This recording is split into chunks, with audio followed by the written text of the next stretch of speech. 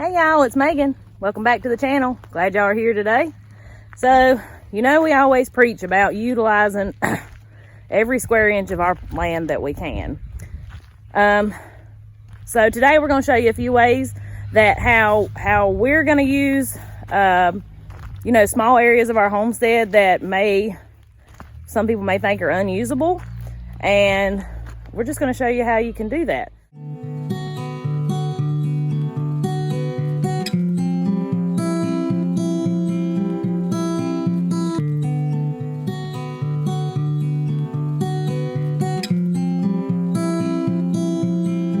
First things first, our pasture rotation has not been what it should. We've got a bull in here right now. Probably keep him another month to get my cows bred. I think they already are, but we'll see. But the side of the fence and up the side of our road here, you can see here, and on this side, our pig pasture is right along in these woods right here. So this is a pain in the butt to keep mowed down. So Andy had an awesome idea. We're gonna run us some wire and we're gonna let the cows out in here today across this road. This road right here just goes down to our creek garden, which we won't need to get down there for the next couple of days. So we're gonna run us a hot wire and see if we can let these cows mow this for us. That'll give this pasture a break at least for a couple of days, and get this mowed for us all at the same time.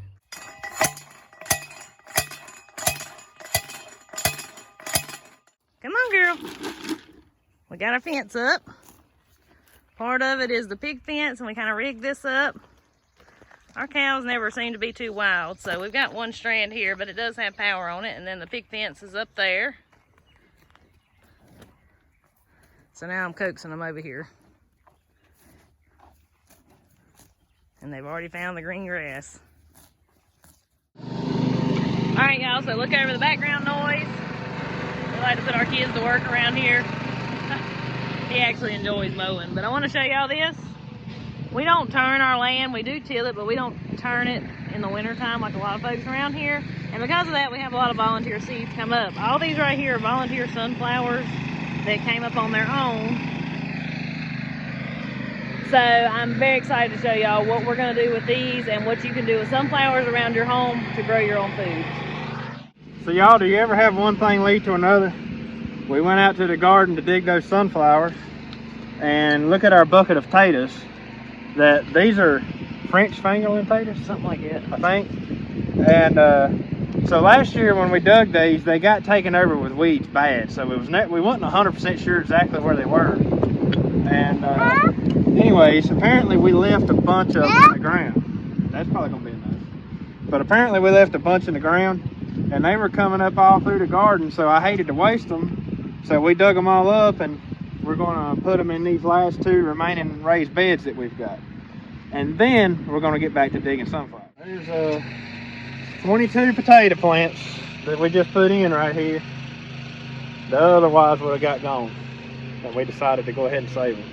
But it's pretty cool. And well, hopefully, I mean, on average you get about, what, 5 potatoes a piece, so we'll have a nice little harvest here. Maybe here in these raised beds and stuff we can take better care of them, and they actually put off more than that. But yeah, I think that's pretty cool. Something we wasn't even expecting. We've actually been wondering what we were going to put in these 2 raised beds too. I mean, I was thinking I might stick some tomatoes in here, but this will work, right? I like that. Plus, that'll be an early crop. We'll harvest them middle of summer, and we'll be able to put in a later crop after that. So we're taking these sunflowers that we dug up from the garden, the volunteer sunflowers, and we're just planting them throughout our flower beds, in our yard, around our house. And Andy, what are we gonna do with them? How is this gonna help somebody grow their own food? Do what? I said, how is this gonna help somebody grow their own food? Well, my thinking on it all is I know not everybody lives on a larger size piece of land where you've got room for a garden, but just about every single house in America has some sort of landscaping around it. You have shrubbery or flower beds or something around your house. Use that space to grow your food.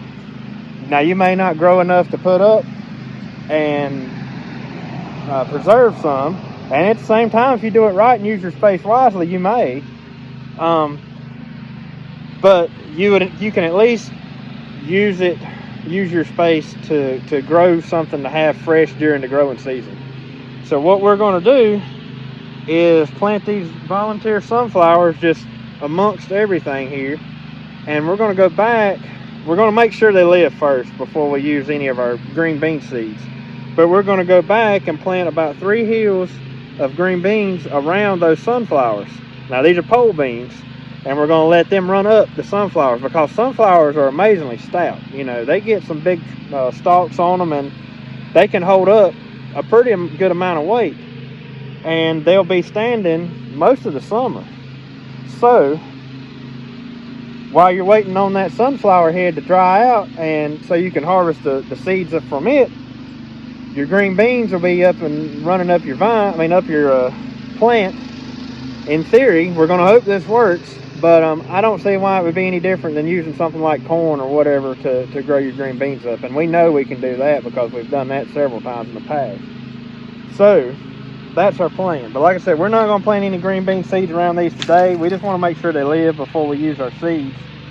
But we're going to have them everywhere. We're going to have them up against the house. We're going to have some in the back of the house. We've got some in this little bed right here going in. And, you know, the prettiest trellis you ever seen. Exactly. It'll serve 2 different purposes. It's a trellis for your food to grow up, and it's pretty.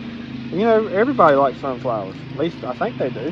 And we don't necessarily eat the sunflower seeds, but it makes excellent chicken feed. Yeah, I guess you could eat sunflower seeds if you wanted. We don't, but chickens love them. And you get plenty of sunflower seeds from just one head of sunflowers. So you'll have more than enough to plant back the following year. But anyway, we're going to get these in the ground, and hopefully this idea works.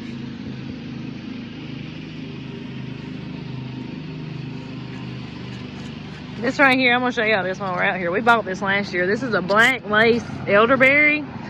I'm interested to see if it's going to put off any berries. I hope it does, because that's one reason we bought it. But it's like a ornamental, ain't that the word? Ornamental, yeah. And look how beautiful. It's meant to be pretty. Yeah, it's meant to be pretty. But look how pretty this is. I love this thing. And we have lots of strawberry plants. All of our strawberry plants you saw us plant on a previous video as ground cover here are doing great. So we turned this flower bed in right here into a space for growing food. It's not necessarily a garden. I mean, at one time it had bushes and flowers and everything else, and we've got some rosemary, lots of strawberries, a couple of fig trees, the elderberry, and now we're gonna have the sunflowers with the beans on them in this small little spot right here. Show them our pitiful fig tree. Yeah, this is the fig tree. Around here, it occasionally gets too cold for fig trees. This just happened to be one of those years, and it killed it back quite a bit. What happens is it's not really so much the cold during the winter that'll hurt one. It's the cold when the sap starts rising. And so we had that late cold spell in February, and everything was already, it had been extremely warm prior to that. And it happens sometimes around here, and this is not an uncommon thing to happen to a fig tree. But it'll come back out. It's already already coming back out. Yeah, the leaves down there at the bottom. There and there. Yeah. But it just turned so cold on it late in the season like that, and well, caused it to die back. The whole bush was pretty much dead except for what you see cut there. So we're in our backyard now, and this is our flower bed back here, like our landscaping with some old boxwood bushes that have been here for a long time. So Andy's going to show you a couple other things that we did to make this benefit us. Well, it may end up being something we regret. But I've had a grapevine in a pot for a while now. And I know it's not going to get a lot of sun back there where it's at right now. But once it comes up above these bushes, it'll be in full sun. And I'm picturing in my head this grapevine running down the porch railing. And possibly even that way down the porch railing. But anyways, there would be grapes right there at your back door all the time. So I'm not sure if we'll end up liking that or not, but it is something I've always wanted to try. Meagan was on board with it, so we planted it there to see what would happen. And the cool thing is that grapevine is actually a cutting off of an old grapevine that used to be out here in the yard that was Grandma and Grandpa's. So that grapevine is old. But anyways, we have, of course, our planters out here. We've got a tomato plant here and a couple of random strawberries coming up. Then we've got the mullein that we dug up and decided to plant in a pot, and it seems to be doing really good. We've got, show them the big one over there. Yeah, we're pretty proud of this one. And these were small when we dug them up. Look at this. See if I can give you a little example. It's huge. Yeah, it's massive. And then we have one more right there. But then right here, I planted, I don't even know exactly what this is. Tractor Supply had them year before last in their little plant section. And it's a kiwi plant that vines out. And I didn't realize that it would last throughout the winter. And it did. It started coming back out this spring. So we've had it in a pot and we decided to plant it. And I planted it here in this corner. And I was just going to kind of let it run up the porch railing here. And see what it'll do. Is I'm not, like I said, I'm not sure what kind of kiwi this is going to be. Because I didn't think kiwis grew around here. But then we also have a random potato here again. It comes up every year. Ignore the mess, y'all. But it's just real life. yeah, there's a random potato there, and we actually dug that potato last year, and I thought we got all the potatoes out of it because it come up by itself. And so apparently there was still a potato left from it, or either somebody throwed another one off the porch, and that's where it is. But man, we're used to stuff like growing along the rail of the porch because every year we always have a gourd come up. Yeah, too, yeah, and we've got takes more over gourds. the porch. Right here's a gourd coming up. There's 2 gourds, and then there's a little cluster of gourds right here coming up, right there. I'm not sure we're going to let them do that again this year. I don't know. It gets pretty nasty looking right here after a while when it does. I mean, it's cool at first, but yeah. And then we got strawberries and the planters here, but it's just something to think about, y'all. Use your space around your house to grow your food because it's already areas you're taking care of. But it's just an excellent spot to grow stuff like that because you're there all the time. And if you don't have a, you know, say you live on 1/3 of an acre in the city or in the suburbs or whatever, you know, you still got room around your place to grow some food. You may have to sacrifice some of your landscaping to do it, but even after that, you can still grow in between shrubbery and stuff. And if, you know, maybe you've got a couple of trees in your yard, replace those trees, or either if you don't have trees, plant fruit trees instead of planting, you know, big trees that you would plant normally for fall color and whatnot, or blooms. Plant a fruit tree out there. Then you've got apples or peaches or pears or cherries or anything, you know. So just think about stuff like that, and you can replace the landscaping around your house, your bushes and stuff, replace those with maybe some blueberry bushes or something like that. You can keep those blueberry bushes maintained to actually look good around your house. I mean, I've considered doing it here, but we don't need to. But if I had a small lot and a small piece of land that I lived on, I would really consider doing something like that.